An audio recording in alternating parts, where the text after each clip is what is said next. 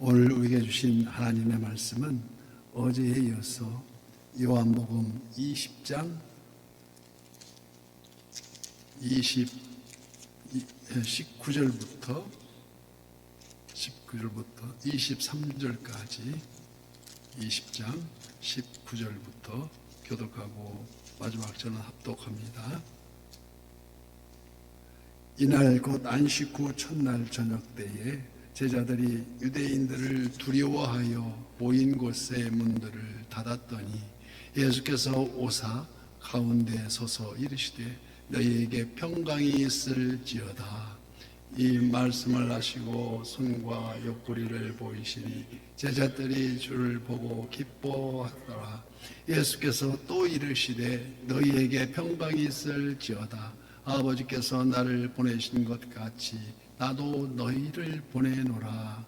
이 말씀을 하시고 그들을 향하사 눈을 주시며 이르시되 성령을 받으라. 다 함께요. 너희가 누구의 죄든지 사하면 사해질 것이요 누구의 죄든지 그대로 두면 그대로 있으리라 하시니라. 아멘.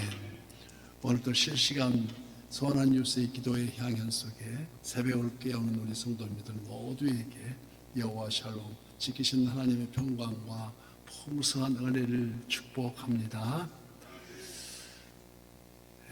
예수님이 부활하신 후 제일 먼저 막달라 마리아에게 나타나 보이시고 그 다음에는 엠마오로 내려가는 두 제자와 동행하면서 예수님의 존재하심을 보이시고 다시 엠마오에서 예루살렘으로 돌아와 의심 많은 도마를 제외한 10 제자가 한 곳에 모여있는 바로 오늘 본문 19절 말씀. 이날 안식 후 첫날 저녁 때에 제자들이 유대인들을 두려워하여 모인 곳의 문을 닫았더니 예수께서 오사 가운데 서서 이르되 너희에게 평강이 있을지어다.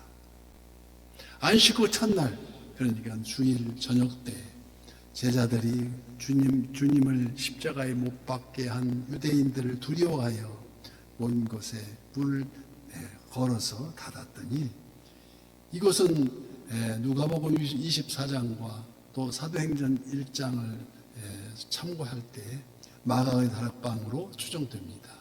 이 지상의 예수님의 이곳은 그 마지막 지상의 마지막 베푸신 최후의 만찬이 이루어졌던 곳이며 감람산에서 돌아온 제자들과 또 120문도가 모여 전혀 기도에 힘썼던 장소가 다 이 다락방이었습니다. 제자들은 막달라 마리아로부터 예수님이 부활하셨다는 소식을 알고 있었으나 정말로 그랬을까 하는 의심이 들어있었고 아직 저 핍박자들과 대적하여 싸울 만한 담력조차도 없는 용기도 없는 그럴 만한 믿음마저도 갖지 못한 형편에 있기 때문에 그저 두려움이 앞섰던 그들이었습니다. 그래서 문들을 꼭 걸어 담그고 이 폐쇄된 공간에 예수님께서 출입하실 수도 없을 뿐더러 그러한 곳에 노크도 없이 그 문을 열지도 않으시고 방 한가운데 호련히 현신 나타나셨다는 것입니다. 여기 예수님의 현신은 예수님이 부활의 신비성을 나타내고 있습니다. 부활의 영체, 부활하신 그 영체, 태초의 말씀에 계시듯 시간과 공간을 초월한 시공간을 제한받지 않는 그저 문이 닫혀 있는 그 공간과 멀고 가까운 격차에도 전혀 지장이 없는 영체임을 보여주고 계십니다.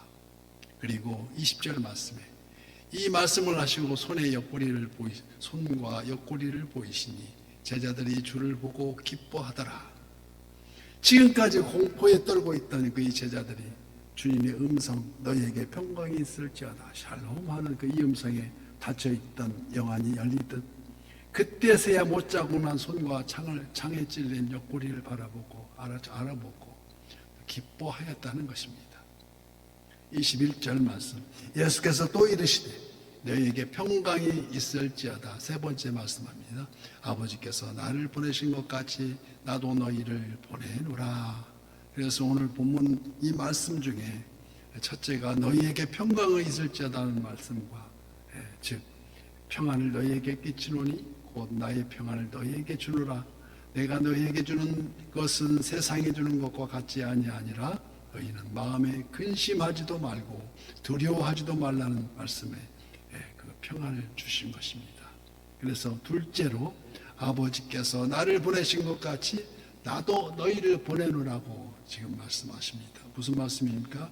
열방을 향해 파송을 선언하는 사명을 부여하고 있습니다. 평강을 기원하는 그 축복, 요한복음 3장 2절에 사랑하는 자여 내 영혼이 잘된 같이 내가 범사에 잘되고 강건하기를 간구하노라. 요한 3서 2절 말씀입니다. 그래서 범사에 잘되고 강건하기 위한 그 목적, 그로 말미암아 세상의 구원을 받게 하려 하는 하심을 그 목적을 두고 있다는 것입니다. 그 맡겨진 사명을 예수님은 그 모진 십자가의 감정을 다 감당하셨고, 이와 같이 나도 너희를 보내야 하는 사명을 말씀하십니다. 그 사명이 바로 부활하신 예수님을 증거하는 일입니다. 그래서 부활의 예수님을 증거하기 위해서 오직 성령이 너희에게 임하시면 너희가 권능을 받고 예루살렘과 온 유대와 사마리아와 땅 끝까지 이르러 내 증인이 되리라는 열방을 향한 사명입니다.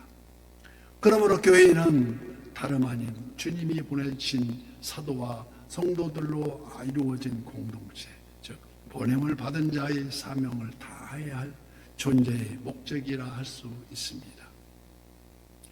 이 존재의 목적을 잊어버리고 자기들만 구원을 얻겠다고 할 때, 즉 자기가 져야 할 십자가를 서로 떠넘길 때 서로 분쟁이 일어나고 이 다툼이야말로 다시 예수님을 십자가에 못 박게 하는 결과를 가져옵니다. 이게 바로 제2의 가룟 유다가 숱하게 많다는 것입니다. 어느 한시도 귀히 보냄을 받은 부활의 증인임을 잊어서는 안 된다는 것입니다. 항상 그 마음에 새겨야 된다는 것인데 22절 말씀합니다.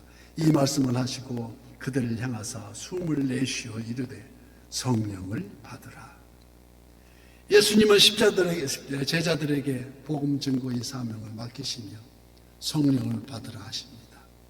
성령은 숨결처럼 불의 혀처럼 바람처럼 성령은 인격입니다. 바람같이 임하시는 살아계신 생명이시라는 것입니다. 에스겔 골짜기에 마른 뼈들도 생기가 들어감으로 큰 군대가 되었듯이 예수님의 생명의 바람이 임하실 때 죽은 심령이 살아나고 지친 영혼이 깨어나고 새 힘을 얻고, 이와 같이 성령도 우리의 연약함을 도우시느니 우리가 마땅히 기도할 바를 알지 못하나 오직 성령이 말할 수 없는 탄식으로 우리를 위하여 지금 이 시간도 애타게 간구하고 계시다는 것입니다. 그 특권이 바로 오늘 본문 23절입니다. 23절, 너희가 누구의 죄든지 사하면 사하여질 것이요 누구의 죄든지 그대로 두면 그대로 있으리라 하시니라. 인간의 죄를 사함은 원칙적으로 하나님만이 가능한 일이 아닙니까? 그러므로 오직 십자가 보혈을 대속함에만, 그 대속만이 감당할 수가 있다는 것입니다. 그러나 특별히 복음 전도를 위탁받은 사도 주의 종들에게 예수 그리스도의 이름으로 죄사함의 특권을 허락하셨다는 것이 아주 반가운 복음이라는 것입니다. 즉 마태복음 16장 19절 말씀, 내가 천국 열쇠를 네게 주리니 네가 땅에서 무엇이든지 매면 하늘에서도 매일 것이요 네가 땅에서 무엇이든지 풀면 하늘에서도 풀어지리라고 우리 주님 말씀하십니다. 주님이 가르쳐 주신 우리 기도문 중에 우리가 우리에게 잘못한 사람을 용서하여 준 것 같이 우리 죄를 용서하여 주시고, 분명히 이게 매일 기도할 때마다 들어가야 됩니다. 이처럼 형제의 죄를 풀어주고 용서해 주어야만, 그런 후에야 하나님이 내 죄를 용서해 주시는, 이게 바로 회개에 합당한 열매를 맺어야만 하는 것이 아니겠습니까?